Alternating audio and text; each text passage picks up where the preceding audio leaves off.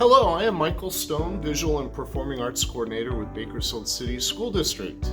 This video was created to highlight the work of our many fine music educators in Bakersfield City School District who have delivered music instruction this year during the great pandemic. Our music teachers didn't miss a beat as they taught virtually through their computers to their wonderful students at home. This video will give you a sense of what that teaching was like, and we want to celebrate through this highlights video the work of our many fine educators and students. Enjoy the video. My name is Rie Aoyama, and I teach at Walter Stern Middle School. My name is Daniel Hernandez, and I teach at Cato Middle School.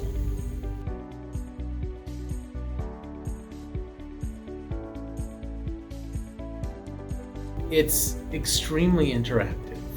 It's not a lecture class where I'm sitting there and explaining for 50 minutes.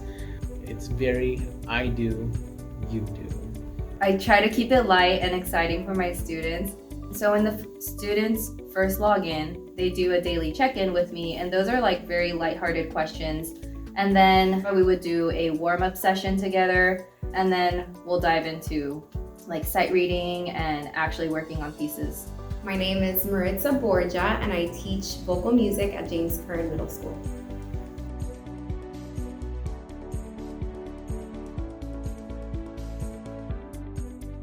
Well, this year has brought a lot of challenges, but I think for me, my biggest success is that I've been able to bring music into, kids' homes and families, and it's really nice to be running through rehearsal and suddenly seeing the little siblings pop into the Zoom shot, singing along and wanting to participate with the music classes. So that's definitely been a success.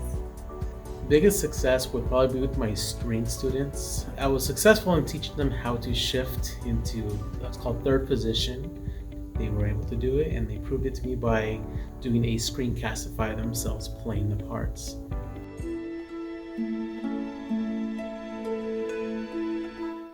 I love music because when you start playing music, whatever instrument, you'll get inspired by it, and then you'll want to play more music, and you will be like an expert in it. My favorite thing about music class is we get to discover songs that we don't know, and we get to play them on our instrument, and it's really fun. I chose to play the violin because I think it's very beautiful and graceful, even though sometimes I don't play really graceful, but I'm getting the hang of it. My name is Martha Redstone. I'm the music teacher here at Martin Luther King, and I also teach at Pioneer Elementary and Juliet Forner Elementary. Joshua Barr. I teach at Sequoia Middle School, band and orchestra.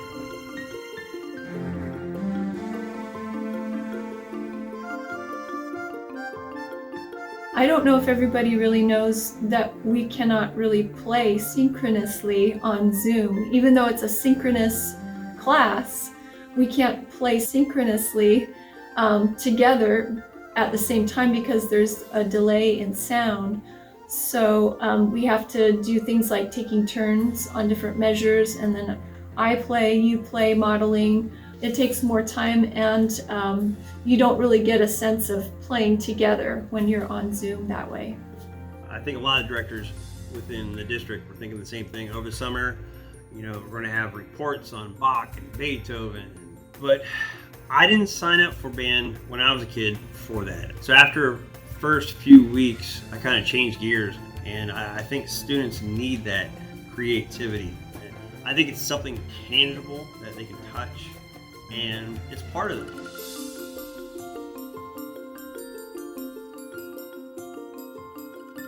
The kids really love creating music, especially digital music. So music production through Soundtrap has been one of the things that we've been working on in our class. So the kids can actually record their own voices and add a variety of loops or beats to the background, and it's very interesting. The Quaver program or platform that we're using to teach has a lot of interactive activities for the kids, and especially the kids that can't play an instrument right now. Those have been some things that I've enjoyed, and the kids I think have enjoyed as well. And I can see, once we get back into the classroom, probably trying to use some of those things, but because they seemed, like they were really engaging for the students.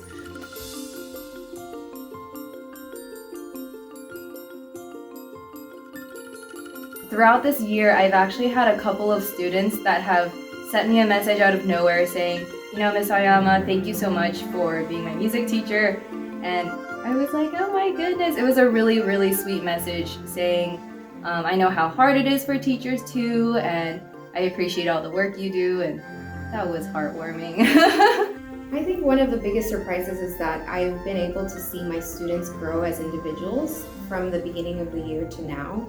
It's really been an adjustment for them to have to be independent learners. And I think that that's a big surprise that I've seen is the students that maybe have struggled a little bit in person have found success in online learning because they've been able to really just fight through it and come out on top.